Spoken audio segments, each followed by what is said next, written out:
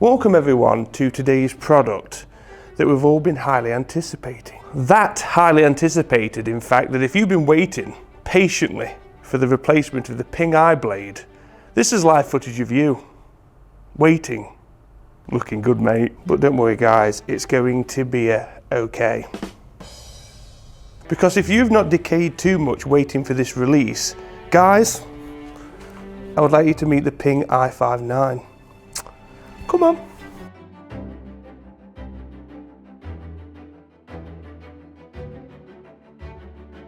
First of all guys, if you're not a part of TEAMAL, what are you doing? Hit the subscribe button and the bell notification if you like the content. That would be much appreciated. Here we have a lot of fun, entertaining yet informative side to golf videos really. It's also a perfect time to explain about our new rebranded channel, TEAMAL.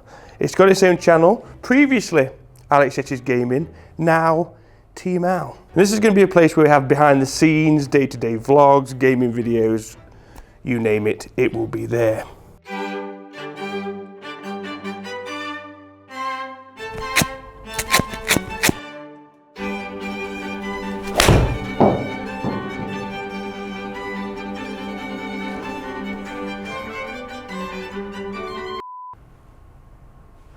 Right, the new Ping i59 has a lot to live up to visually when comparing it to the iBlade. Because as we know, the iBlade was BEA beautiful. It really was. Comment below, do you think this is better looking, not as good looking, about the same? I would love to know. I mean, for me,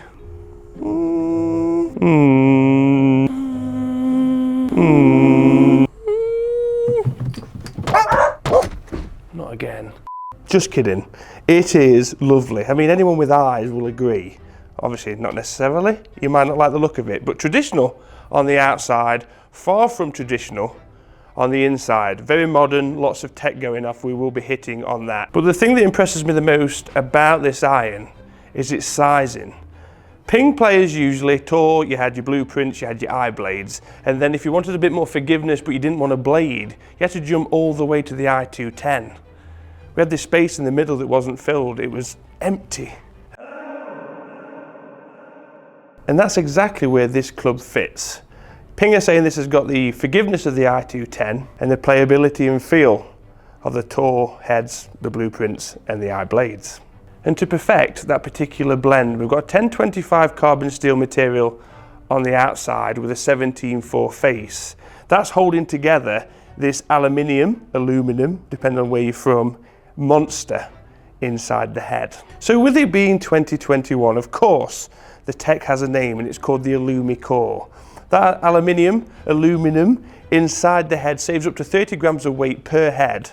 And as we know with all tech stories, that weight saving can be redistributed to enhance the iron's performance. And in the i59's case, that's a tungsten weight position in the toe and the heel to further enhance and increase MOI. So creating the i59 now allows Ping to say it's their most advanced iron to date. Lots of tech, as I said, inside the head. We've only just hit on one, but I'm going to hit another one, I can't wait.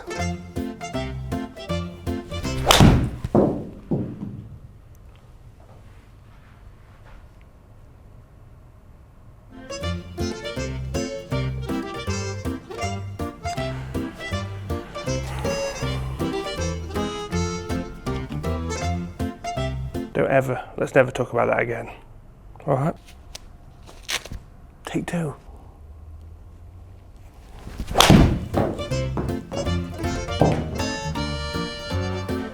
No. No. Problem is with the bad arm that I've had, I'm now recovering and I'm getting a bit disconnected and yeah, showcasing the Hosel.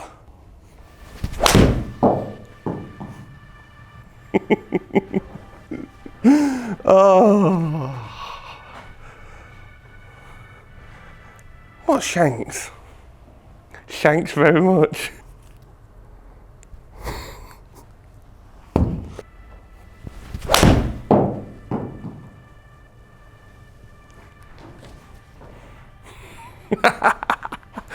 feels great, honestly. It feels so good. Feels really nice at the hosel as well, just in case you're wondering, for anyone that wants to buy it for that reason. Clearly not that I use them, but tech's also been included in the grooves of this iron. This also has a name called Micro Max, which tightens the space between the grooves on the iron, allows for another 4 to just squeeze in, get on there. And then what that does is prevents flyers and obviously consistency with spin in the long irons. Genuinely scared.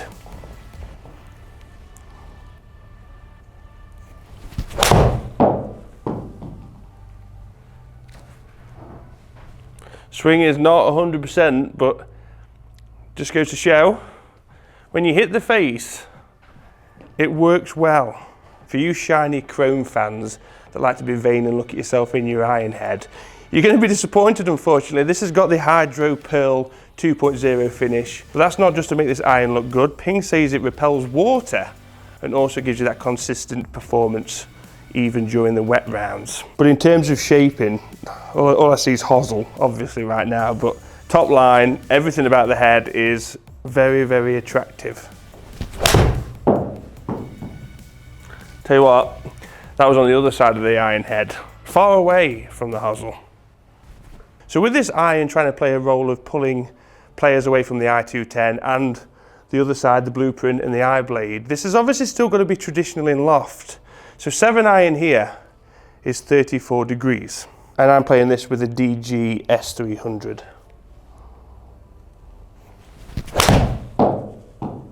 That was a bit more like a golf swing. It does really feel good when you hit the face. Really does. Here we go. Come on. Here we go. As we know, guys, the facts of the matter are I could delete all these, not show you, re-hit them all and hit them well. Doesn't matter. It's nothing to do with how hard this is to hit, how easy it is to hit. I could have had an iron head the size of the Starship Enterprise and I would have hit the hosel, if it had a hosel.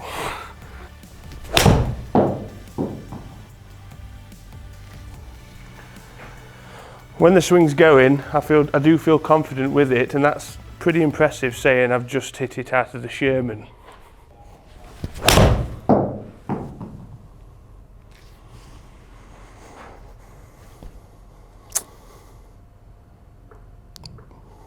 Right, so enough of the shots. We're going to have a quick look at the numbers and then we've got the all-important shot shaping challenge. Obviously, that needs to be able to pass. Not that it's got anything to do with the iron, with how I'm swinging it, but we need to be able to have those shot shapes on demand when we need them. We need the side spin because that's the kind of iron, well, the player is trying to target. So performance today, I think we can all agree, has nothing to do with the iron. For the shots that I did hit reasonably well, there weren't many in there.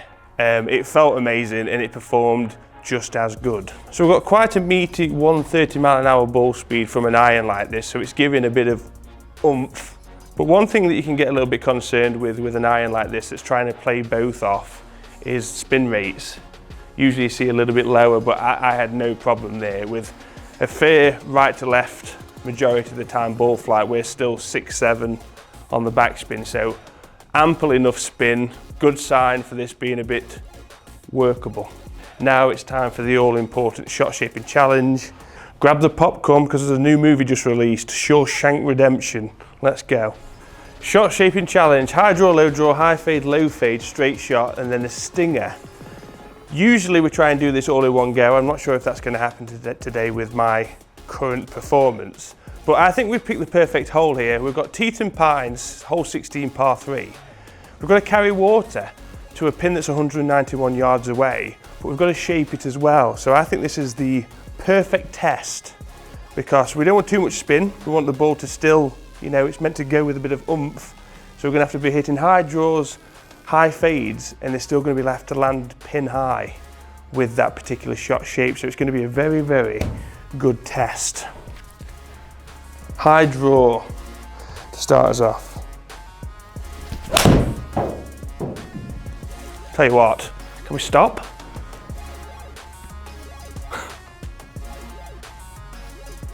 Okay.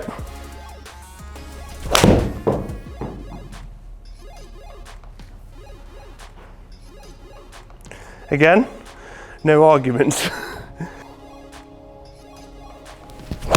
Oh, I hit the ground first. It's going to try for me, but that could be wet. Oh. That was messy. Messy swing.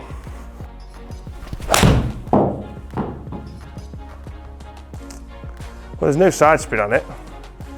This is a really promising sign.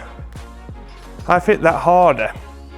And again, it's up, we're not getting that really blistering ball flight 1 in 5 shots. It's just going higher.